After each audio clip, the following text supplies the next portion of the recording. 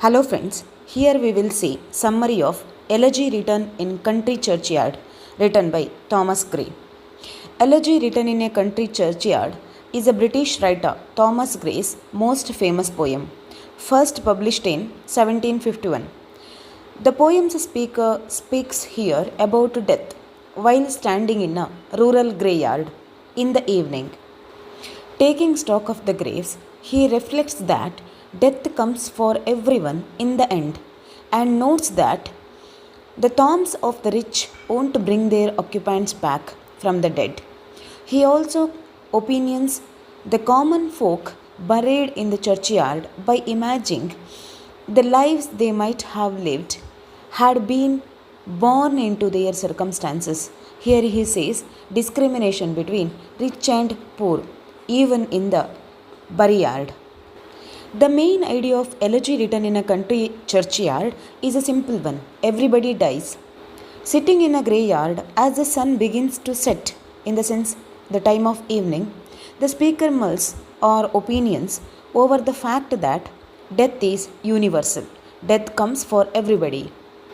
He thinks about the many kinds of lives that death cuts short, emphasizing the fact no amount of wealth, power, or fame can save people from death.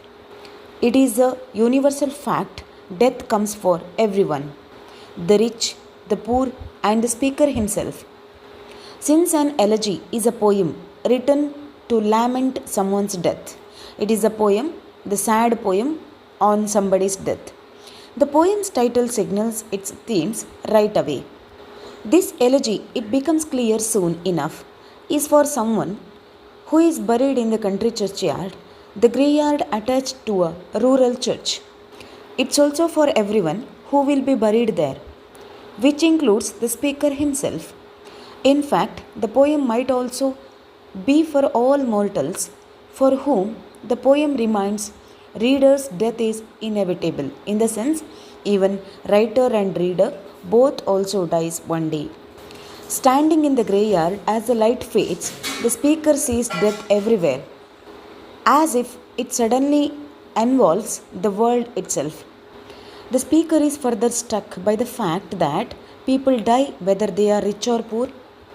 The graves in this churchyard might look like moldy mounds of dirt, but the speaker insists it's not like a rich person's more beautiful grave would somehow call them back from the dead.